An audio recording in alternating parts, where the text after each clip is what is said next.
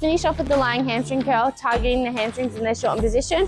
We're going to move on to the glute drive. So this is going to target the glutes in their shortened position. A few things to remember: pushing into the pad with your feet the entire time, and then your back into the backrest the entire time. Hinging at both the shoulders on the backrest and the hips at the same time.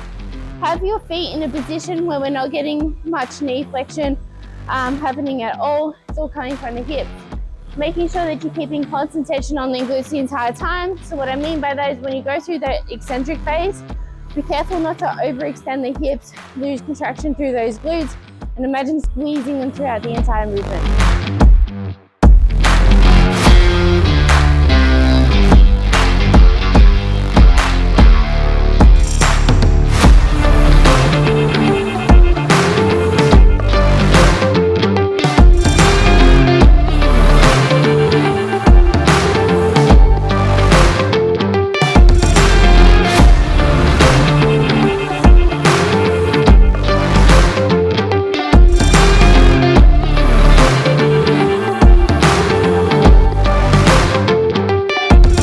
Moving on to the RDLs, a few cues to remember.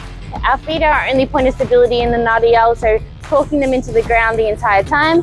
The second one would be to take your tailbone as far away from your hips as possible, really getting a good stretch to those hamstrings and the glutes. When you come up, bring the tailbone down towards your knees, squeezing nice and tight.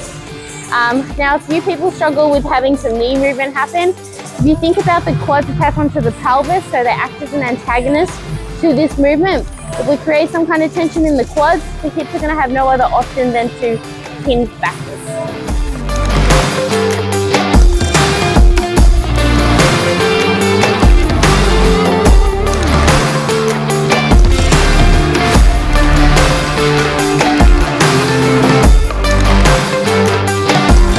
So when people ask me like, how do I control the tempo so much? I think like a big thing for me was people always talk about like mind muscle connection, and to me that means like being able to control that muscle group throughout the entire range. So consciously, if I think about that, I'm going to slow down my reps. So like say with the RDL, as I'm going through the eccentric, I'm like, can I feel my hamstrings lengthening throughout this movement? Am I stable in this full range? And then when I'm coming up, making sure that I'm fully contracting those glutes and trying to keep constant tension on them throughout the concentric as well. Okay, so when you're using your straps, the first thing that you want to do, one, make sure it's on the right hand. When you're putting it on, you want to slide it through here, and we want the strap to be coming through the thumb. Then we're going to pull it nice and tight so it's around the wrist. When you go to strap it onto the dumbbell, go the opposite side, wrap it around, and then what I usually do to try and make it a little bit tighter is I pull the dumbbell in towards me. And that's just going to tighten it a little bit more.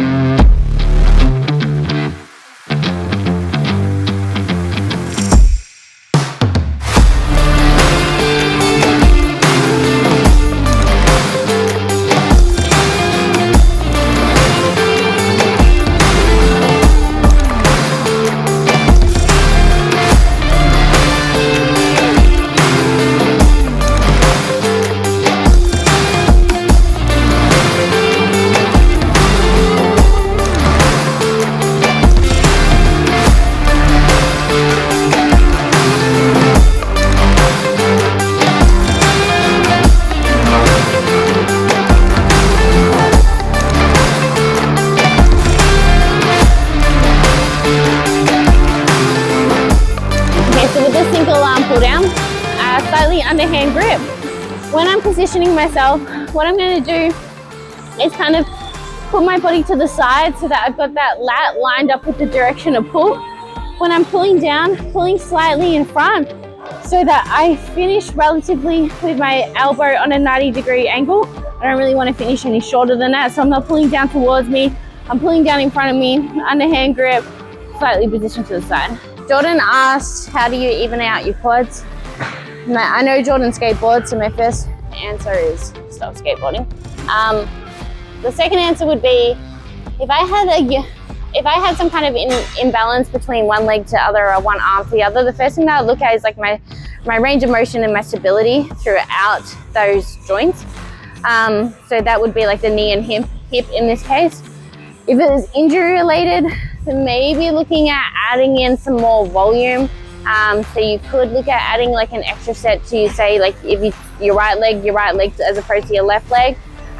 Always start with the weaker leg first when doing a movement, match that with the other leg, and eventually it will catch up. But predominantly what we're looking at is mobility or stability discrepancies.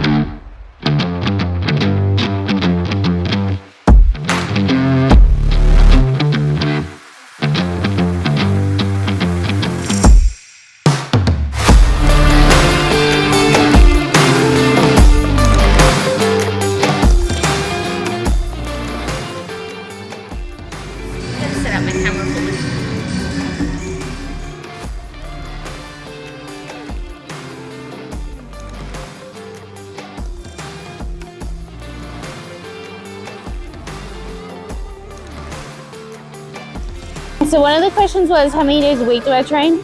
Right now I only train 4 days. 2 lower body days, which are more quad dominant. That's my priority this off season. 1 upper body day, and then 1 posterior chain day, which is what we're doing today. So hamstrings, glutes, and lats.